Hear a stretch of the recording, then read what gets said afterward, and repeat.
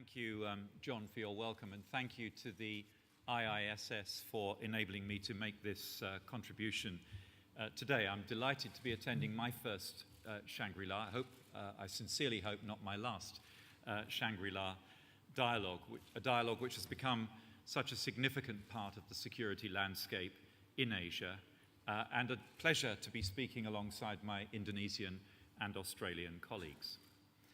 As one of the 5 permanent members of the UN Security Council and a strong advocate of an expanded Security Council, including permanent seats for Japan and India, as a party to the 5-power defence arrangements now in their 42nd year, and as a maritime trading nation with a significant interest in the global trade that passes through the crucial sea routes of Southeast Asia, the UK has a strong interest in the preservation of regional stability and particularly in the freedom of the region's seas. We recognised in our 2010 National Security Strategy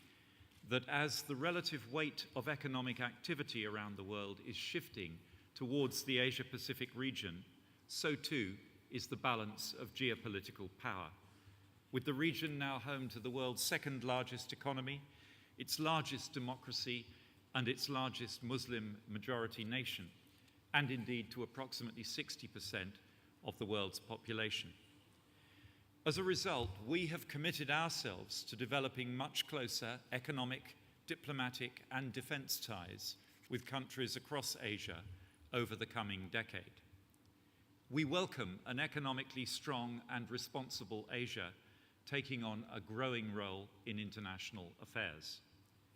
Asia's rise is good for the world, helping to drive the global economy, providing new opportunities for trade and investment, and, if managed successfully,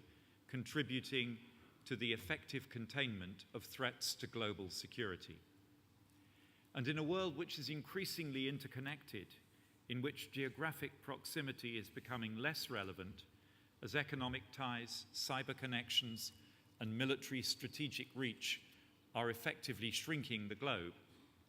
and in which instability in one continent can have a direct impact upon another, the UK has a strong and clear interest in ensuring that,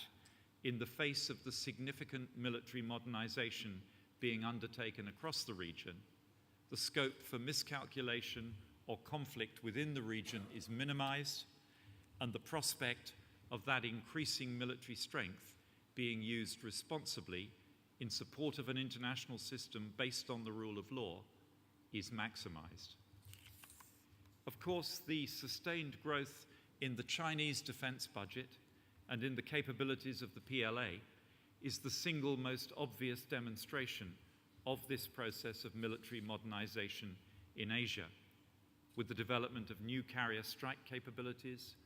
5th-generation fighter jets, advanced missile technologies, and diverse cyber capabilities, amongst others.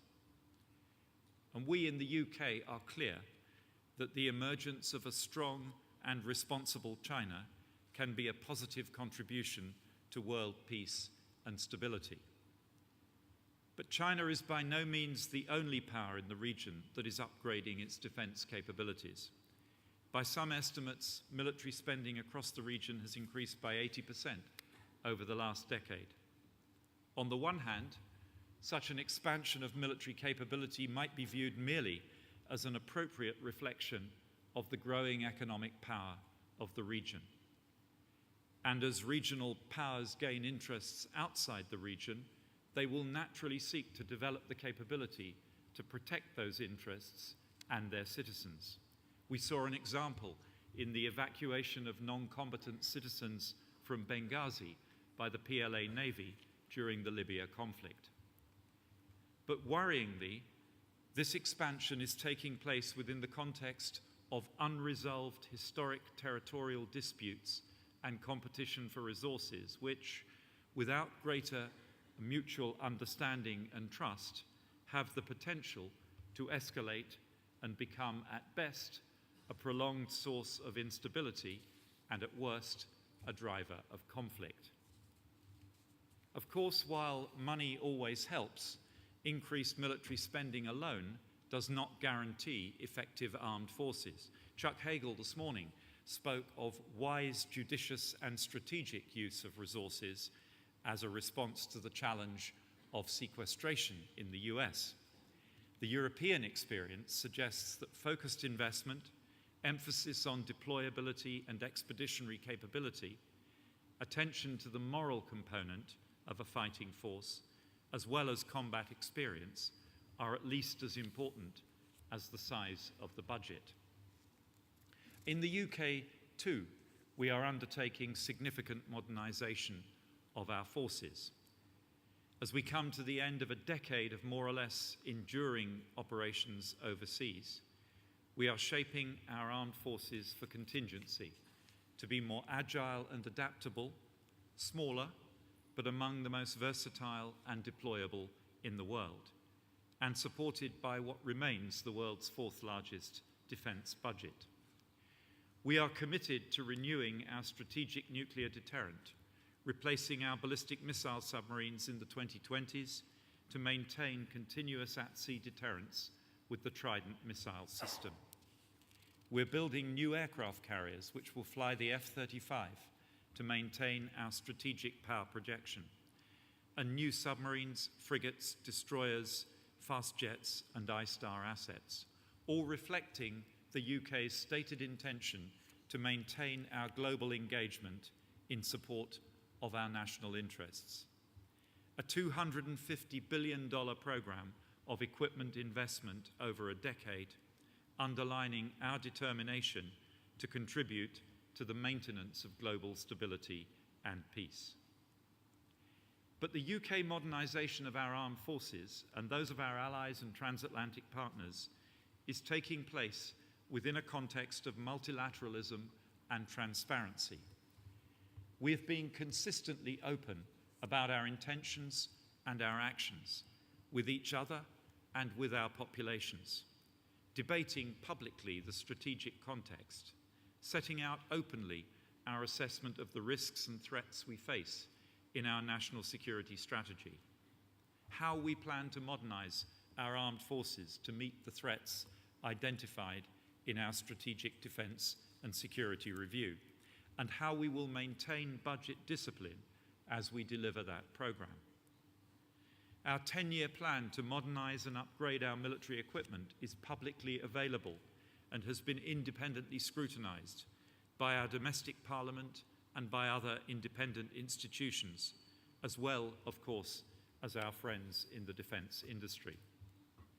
And as a leading member of the North Atlantic Treaty Organisation, the UK declares its capabilities to NATO, which in turn publishes its strategic concept, setting out the fundamental security tasks required to safeguard the freedom and security of its members within the principles of the Charter of the United Nations. And the UK has been consistently clear too about the need for European NATO nations to take greater responsibility for security in our own backyard as our contribution to a greater United States focus upon the Asia-Pacific region. I'm making these points to underline how seriously we and our Western allies take the requirement to be transparent about our intentions and our capabilities,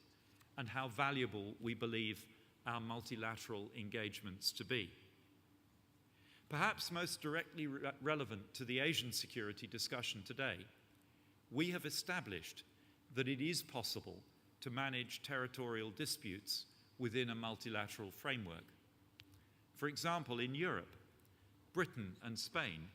have an unresolved, ongoing territorial dispute over Gibraltar, but we do not allow it to interfere with our close cooperation in NATO and in the EU. The lessons we have drawn as we surface from the legacy of 2 world wars and the Cold War are that increasing transparency of intent and capability and strengthening multilateral institutions are the best ways to build dialogue, leading to greater confidence and trust between regional powers. For that reason, we are also putting much greater energy into our international defence engagement, strengthening bilateral defence relationships, which in many cases provide a valuable alternative or supplement to traditional diplomatic channels, and in some cases allow dialogue between countries to be maintained even when more traditional diplomatic channels have become closed. In comparison with this open approach, the lack of transparency, for example from Pyongyang or in the Middle East from Tehran,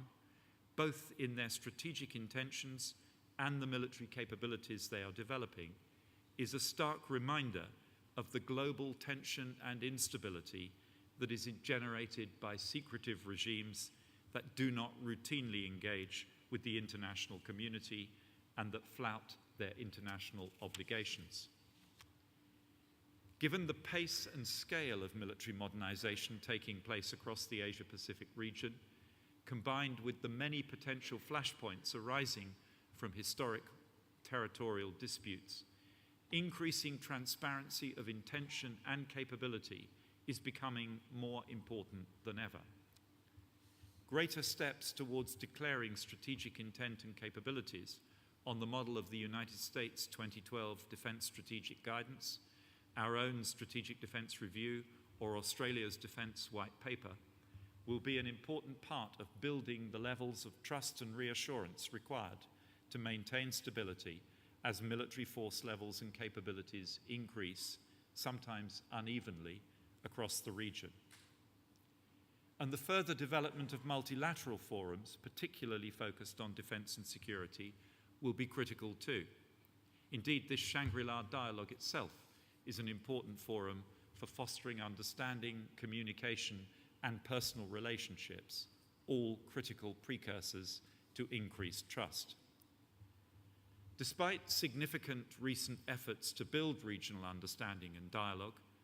the five-power defence arrangements, to which, of course, the UK is a party, alongside Australia, Malaysia, New Zealand, and our host, Singapore, remains the only formal multilateral military grouping in the region. The growing significance of ASEAN in its different formats, with an increasing focus upon regional security issues as well as economic and social development,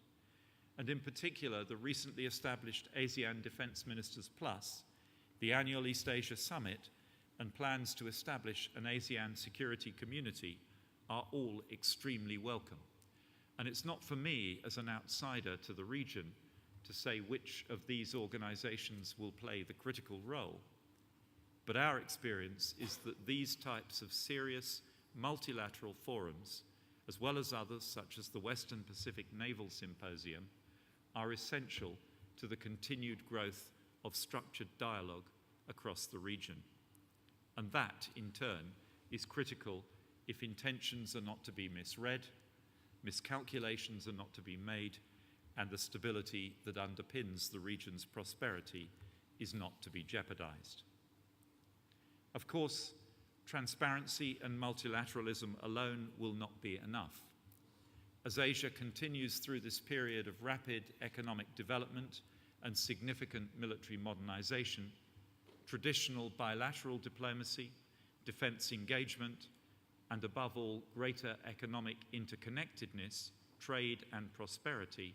are all essential to making conflict less likely. Working together to address common problems, whether piracy on the high seas, countering terrorist threats across the region, or responding to humanitarian crises, will also help improve mutual understanding and awareness.